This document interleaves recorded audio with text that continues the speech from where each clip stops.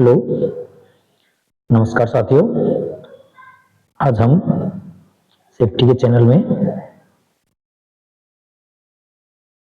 Safety of substation substation में हमें क्या क्या सावधानियां और क्या क्या सेफ्टी प्रयोग की जाती हैं उस बारे में चर्चा करेंगे। तो सबसे पहले सबस्टेशन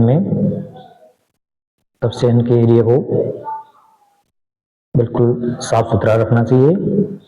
कोई ऑयल ग्रीस या और कोई कचरा जहाँ हम काम करते हैं तो उसको सबसे पहले उसको साफ सुथरा रखना चाहिए ताकि फिसलन के कारण कोई भी दुर्घटना न हो। ये सबसे पहले सेफ्टी में आता है सबस्टेशन की में साफ सफाई का। और जो भी अपने इंस्ट्रूमेंट हैं उनको जो टूल हैं उनको सभी को साफ सुथरा रखना चाहिए। ऑयल या ग्रीस उस पर लगा हुआ नहीं होना चाहिए। जो भी हम औजार यूज करते हैं वो कटे फटे नहीं होने चाहिए। और अपना पूरा टिल की व्यवस्था रखनी चाहिए। कई बार उसमें कई कई तरह की गोटी सेट या शैपनर सेट, चाबी वाला सेट की आवश्यकता होती है, तो उसमें एलकी की आवश्यकता होती है। तो ये टूल भी हमें अपना प्रॉपर बनाए रखना चाहिए। उनको एक सही तरीके से रखना चाहिए ताकि जब उनकी आवश्यकता हो तो तुरंत हमें वो मिल जाए और हमारा काम आसानी से हो जाए। उसके बाद पड़ोस में जब भी हम कोई काम करते हैं तो अपना सर्किट स्विच यानी कि आइसोलेशन जरूर करें।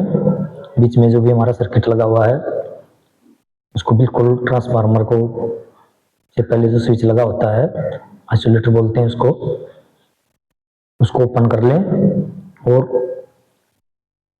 फिर उसको अर्थ भी करें और अपनी अर्थ समय समय पर चेक करती रहें हमारी अर्थिंग पूर्ण रूप से काम कर रही हैं या नहीं कर रही हैं। और गर्मी के दिनों में अर्थिंगों में यदि आवश्यकता हो तो उनमें पानी भी डालते रहें। ट्रांसफार्मर में कहीं भी कोई ऑयल लीकेज है या कोई हॉट प्लॉन्ट है तो उस पर हम उसको भी समय समय पर जब आवश्यकता हो तो हॉट पॉइंट को बदल दें या उसको पूर्ण रूप से टाइट कर दें। और उसमें कहीं भी कोई ट्रांसफार्मर पे स्पार्किंग नहीं रहनी चाहिए। और हॉट पॉइंट पता लगाने के लिए उस पर एम्पायर टेप लगा दी सकती है। यदि एम्पायर टेप हमारी जली हुई लगे तो इसका मतलब हॉट पॉइंट है। और जब भी मेंटेनेंस का स्टूल उस पर हो तो उसको ये किसी बार हॉट पॉइंट को दूर करना चाहिए, टाइट कर देना चाहिए। हर एक और इमरजेंसी में हर एक पावर हाउस में एक एग्जिस्ट डोर जरूर होना चाहिए ताकि इमरजेंसी में उस डोर को आसानी से खोल दिया जाए।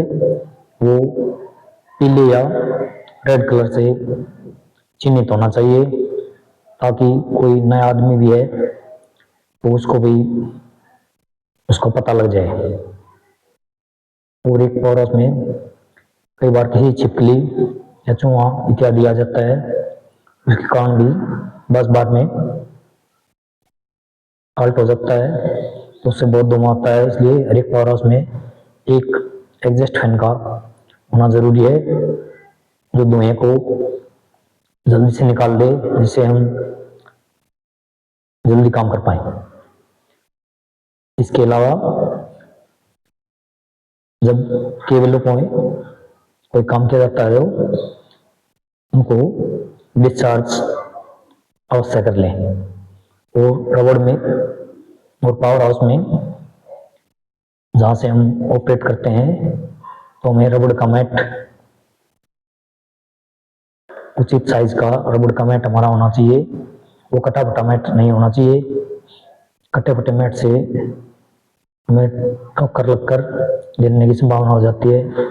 इसलिए हमारा प्रॉपर मैट इंसुलेटेड चाहिए जिस पर हम खड़े होकर मशीन को किसी को ऑपरेट कर दें। और ट्रांसफार्मर में कोई भी तेल की लीकेज है उसको समय समय पर चेक करना चाहिए, उसको तुरंत मेंटेन करना चाहिए, लीकेज को रोक देना चाहिए। और पावर हाउस में एक डैशबोर्ड होना चाहिए जिसपे जो भी कार्य किया गया है तो उस पे उसको लिख देना चाहिए, ताकि जब भी दूसरी शिफ्ट में कोई आदमी बदले आए तो उसको बोर्ड को दिखाए और उसको बता देना चाहिए कि आपने आज ये काम करा है, ताकि उसको सही जानकारी मिल जाए। जानकारी के अभाव से दुर्घटना होने का खतरा बना रहता है। इसके अलावा पावर हाउस में